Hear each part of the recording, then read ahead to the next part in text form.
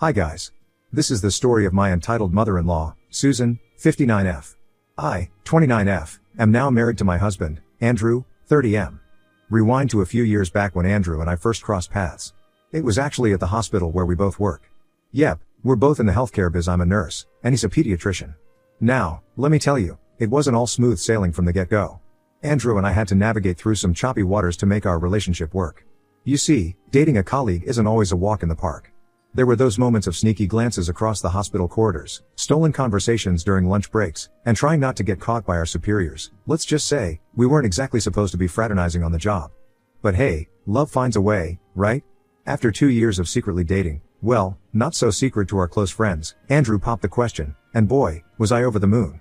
Picture this, a romantic dinner at our favorite restaurant, candlelight flickering, soft music in the background, the whole shebang. And then, out of the blue, he gets down on one knee, producing the most beautiful ring I've ever laid eyes on. Of course, I said yes. Cue the happy tears and the flurry of phone calls to friends and family. Now, fast forward to the moving in phase. Let's just say it was a logistical puzzle trying to merge two separate lives into one cozy abode. There were boxes upon boxes of stuff to sort through, debates over whose IKEA furniture was superior, and the inevitable discovery of each other's quirky habits, like Andrew's insistence on organizing his socks by color. Yes, really. But despite the occasional bump in the road, we managed to create a home that was uniquely ours, a space filled with love, laughter, and the occasional friendly argument over whose turn it was to do the dishes. Now, let's talk about Susan. Where do I even begin? Susan is what you might call a classic helicopter parent. She's got a knack for hovering over every aspect of Andrew's life, making sure everything's just so. And let me tell you, her grip on him is tighter than a vice. From the moment Andrew was born, Susan's been there, guiding his every move like a puppeteer pulling the strings. And Andrew? Well, he's the epitome of the dutiful son, always eager to please his mama bear. Now, don't get me wrong, I'm all for close-knit family relationships, but sometimes, Susan's brand of love can feel a tad suffocating, especially when you're on the receiving end of her overbearing tendencies. First off, she's got this uncanny knack for inserting herself into every decision Andrew makes, big or small. Whether it's what he wears, where he works, or even who he hangs out with, Susan's opinion is like gospel to him. And woe betide anyone who dares to challenge her authority. She's not one to back down without a fight. Then there's her habit of constantly second-guessing everything I do. It's like she's got this radar for detecting any deviation from her idea of perfection. Take, for example, our wedding planning escapades. You'd think it'd be a joyous occasion, right? Wrong. Susan was like a bulldozer, and God forbid we didn't drop everything to cater to her every whim. Cue the guilt trips and passive-aggressive comments about how we never have time for family anymore. But perhaps the most frustrating thing about Susan's overbearing nature is the way it undermines Andrew's independence. It's like she can't fathom the idea of her baby boy growing up and making his own decisions. And while I get that she's coming from a place of love, it's hard not to feel like I'm constantly competing for Andrew's attention and approval. Susan has a knack for being, well, less than charming. She's got this thing about me not being up to snuff for her precious son, Andrew. And boy, does she make it known. Take this one time when we had her over for dinner. I busted my butt in the kitchen, cooking up a storm, only for Susan to take one bite and declare the chicken dry as a desert. Talk about a punch to the gut. Then there's her not so subtle digs about my career. Apparently, being a nurse just doesn't cut it in Susan's book. She's made more than a few snide remarks about how Andrew's job as a pediatrician somehow trumps mine. Real classy, right? And don't even get me started on her gift-giving skills, or lack thereof. Instead of, asking me what I might like for my birthday, she decides to gift me a self-help book on how to impress your mother-in-law. Yeah, thanks but no thanks, Susan. Susan's meddling ways extend far beyond just my relationship with Andrew. According to the grapevine, aka Andrew's relatives, Susan's been pulling this act with every girl he's ever brought home. And get this, apparently, one of his exes even called it quits because of Susan's overbearing presence. But you know what? None of that really fazed me all that much. Sure, it's not exactly comforting to hear that your potential future mother-in-law has a track record of driving away significant others like it's her day job. But between our crazy schedules we hardly had time to even think about Susan, let alone let her antics get to us. But this all changed when I got engaged. Suddenly, I found myself dealing with her more than I ever anticipated, and let me tell you, it wasn't exactly a walk in the park. From the get-go, Susan made it abundantly clear that she wanted a front row seat to all things wedding related. And I mean all things. We're talking dress fittings, venue scouting, menu tastings, you name it, she wanted in. At first, I tried to be diplomatic, politely including her in the decision-making process and nodding along as she offered up her unsolicited opinions. But as the weeks went by, it became increasingly evident that Susan had no intention of taking a back seat. Take, For example, the dress dilemma. I had this vision of finding the perfect gown, one that made me feel like $1,000,000 and screamed Emily. But Susan had other ideas. From insisting on accompanying me to every bridal boutique in town to vetoing dress after dress because they didn't meet her lofty standards, she made it clear that my dream dress was secondary to her own vision of bridal perfection. And then there was the venue saga. Andrew and I had our hearts set on this quaint little barn nestled in the countryside, a place that felt like us. But Susan had her sights set on something a bit more upscale. Cue the endless debates, the passive-aggressive remarks about how rustic wasn't exactly her idea of a dream wedding, and the inevitable compromise that left me feeling like I'd settled for second best. But perhaps the pièce de resistance of Susan's wedding planning takeover was her insistence on micromanaging every last detail. I'm talking flower arrangements, seating charts, and even the color scheme. Nothing was off limits. It got to the point where I found myself questioning whether this was even my wedding anymore or just a production starring Susan, directed by Susan, and produced by Susan. And let's not even get started on the dreaded honeymoon discussion. I kid you not, I wouldn't put it past Susan to try and tag along on our romantic getaway. After all, she'd already made herself a permanent fixture in every other aspect of our wedding planning. Why stop now? The big day had finally arrived, the day I'd been dreaming of since Andrew popped the question. Despite all the chaos leading up to it, I was buzzing with excitement to finally tie the knot with the love of my life. Nothing could dampen my spirits, not even Susan and her meddling ways, or so I thought. But just when I thought we were in the clear, Susan swooped in with a bombshell that had me reeling. Picture this, I'm all dolled up in my bridal attire, nerves and anticipation running high when Susan bursts into my room in a frenzy. And what does she have to say, you ask? Oh, just that her diamond necklace, yes, you heard that right, a diamond necklace had mysteriously gone missing. Now, you can imagine the collective gasp that echoed through the room as we tried to wrap our heads around this sudden turn of events. Susan, her eyes wide with panic, insisted that someone had stolen it from her room. Cue the frantic search party, with Susan leading the charge like a woman possessed. But amidst the chaos, I couldn't shake the nagging feeling that something wasn't adding up.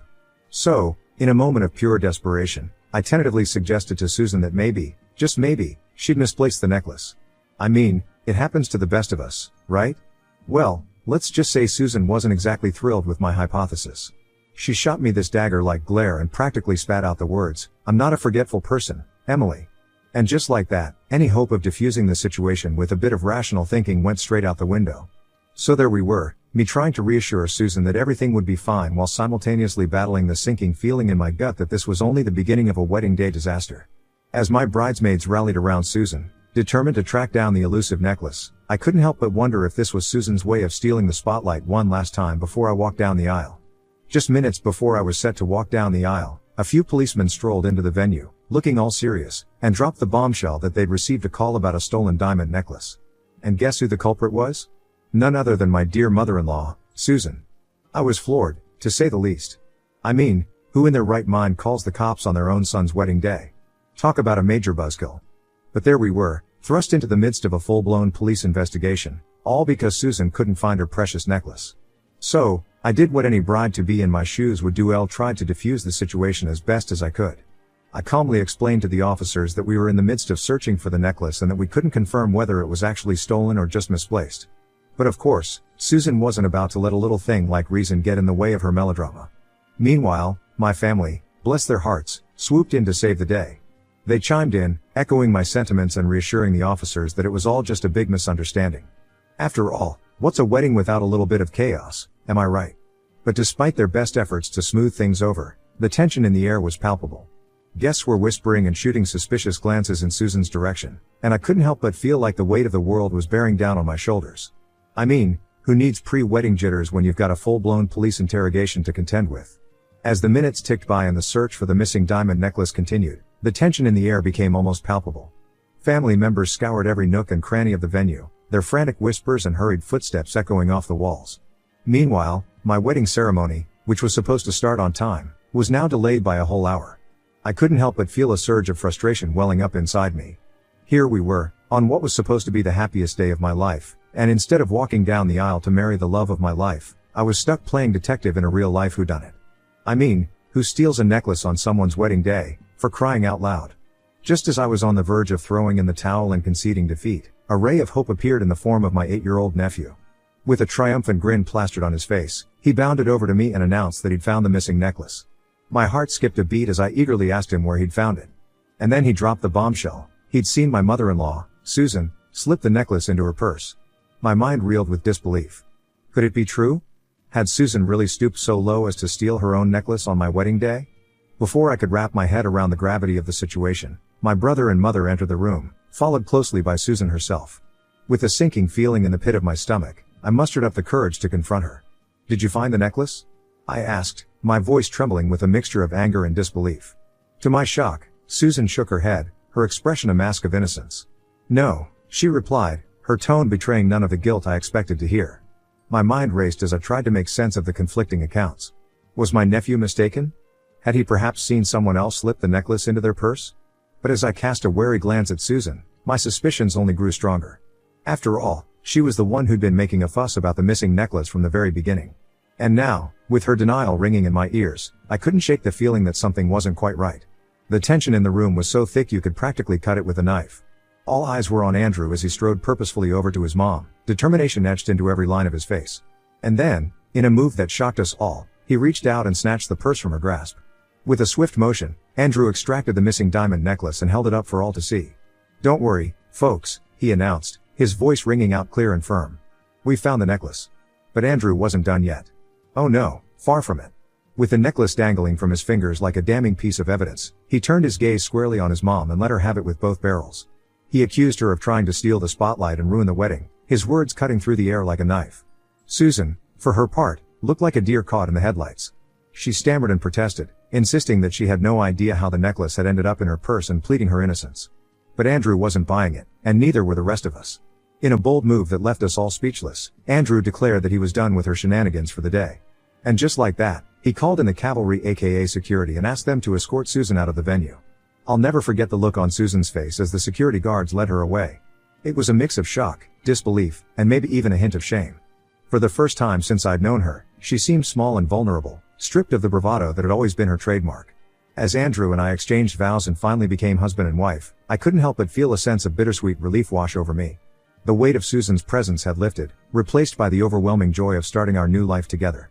Sure, the ceremony was over an hour later than planned, and we were all exhausted from the drama that had unfolded. But as we exchanged rings and sealed our love with a kiss, none of that seemed to matter anymore. Because at that moment, all that mattered was us, Andrew and me, together at last, ready to face whatever life threw our way. As if the wedding day drama wasn't enough, things took an unexpected turn during the reception. Just when we thought the chaos had finally subsided, my mother-in-law, Susan, decided to up the ante in the most bizarre way possible. The reception was in full swing, guests were laughing and dancing, and everything seemed to be going smoothly. That is until we heard a commotion coming from outside the venue. The staff informed us what happened and we went to check my mill-in out. As it turns out, my 59-year-old mother-in-law was attempting to scale the wall of the venue in a desperate bid to crash the party. And as if that weren't enough, she ended up injuring her leg in the process. Needless to say, Andrew and I were both stunned and horrified by the sight before us. But being the caring son that he is, Andrew rushed to Susan's side to check on her. She was screaming in pain, clutching her injured leg as tears streamed down her face. Before we knew it, the staff were informing us about what had happened and calling an ambulance. Now, here's where things got tricky. When the paramedics arrived, they assessed Susan's injury and determined that it was just a minor sprain, nothing that warranted a trip to the hospital. But Susan, ever the drama queen, insisted that it was more serious than that. She was adamant that she was in excruciating pain and needed immediate medical attention. And while Andrew and I were torn between wanting to help and feeling like we'd already dealt with enough drama for one day, we ultimately decided to err on the side of caution. So, Andrew asked his friend to step in and take Susan to the hospital, much to her dismay. She protested and yelled, demanding to know why Andrew himself wasn't coming with her. But Andrew stood firm, explaining that we needed to get back to the reception and that she'd be in good hands with his friend. And so, Andrew and I returned to the festivities. But as the night wore on and the music filled the air, I couldn't shake the feeling that maybe we had been too harsh in our handling of the situation. I mean, sure, Susan's behavior had been completely out of line, but was kicking her out of the wedding and sending her off to the hospital really the right move? Shouldn't we have shown her more compassion, even in the face of her outrageous antics? So, Ida for kicking my mill out of the wedding and letting the best man take her to the hospital? Update 1. Hello everyone. Thank you for your support. I have an update for you guys. After the whole wedding fiasco, Andrew and Susan ended up having a major showdown. Once Susan got dropped off at her house instead of coming back to the reception, let's just say she wasn't exactly thrilled about it. But hey, at least it put an end to her wedding crashing shenanigans, right? So, fast forward to the next day, and Andrew and I rolled back to our apartment, thinking the drama was finally behind us. But guess who was waiting for us outside? You got it, Susan. And let me tell you, she didn't look too pleased to see us. Before we could even open our mouths to say hello, Andrew cut right to the chase. Not now, Mom, he said, his voice tired and worn out. I'm really tired. But instead of backing off like any normal person would, Susan decided to push back. Oh, so now he didn't have time for his mother, she retorted, her tone dripping with passive aggressiveness. And just like that, we were thrust into yet another round of Susan's never-ending drama. We finally managed to wrangle ourselves inside the apartment, hoping for a moment's peace. But of course, Susan had other plans. She started yammering on, not even bothering to take a breath. I tried to give her the hint that now was not the time for a heart-to-heart, but she was having none of it. And just when I thought things couldn't possibly get any worse, Andrew reached his breaking point. He exploded, letting loose all the pent-up frustration and anger that had been simmering beneath the surface. If you loved me so much, Mom, then why did you try to ruin my wedding? He shouted, his voice echoing off the walls of our tiny apartment. And then he hit her with a real gut punch. You knew damn well that Emily bent over backward to make you happy, but it was never enough for you, he said, his words cutting like a knife. And just like that, the truth came spilling out, raw and unfiltered. Susan's refusal to own up to her actions only added fuel to the fire. She kept spouting excuses, claiming she had no idea how the necklace ended up in her purse or that maybe she simply forgot. And to top it all off, she started shedding tears, as if that would somehow erase everything that had happened. But Andrew wasn't buying any of it. He looked her straight in the eye and told her he was beyond disappointed in her behavior. He made it clear that it was going to take some serious time and effort for him to move past this betrayal. Finally, Andrew reached his breaking point. With a heavy heart, he asked Susan to leave. At first, she dug in her heels, refusing to budge. But when she realized that neither Andrew nor I were about to back down, she reluctantly left, shooting us one last glare before storming off and saying that we were going to regret this later. Update 2. So, it's been a hot minute since my last update, and let me tell you, things have been eerily quiet on the Susan front. After Andrew and I gave her the boot, I was fully expecting her to blow up our phones or show up unannounced at our doorstep. But to my surprise, there wasn't a peep from her. Talk about a plot twist, am I right? We were starting to get a little worried, to be honest. I mean, love her or hate her, Susan was never one to shy away from drama. So when she suddenly went radio silent, it definitely raised a few eyebrows. But just when we thought the storm had finally blown over, guess who decided to make a grand entrance? Yup, you guessed it, Susan. And let me tell you, she had news. Big news. Apparently, after everything that went down, she'd had an epiphany or something.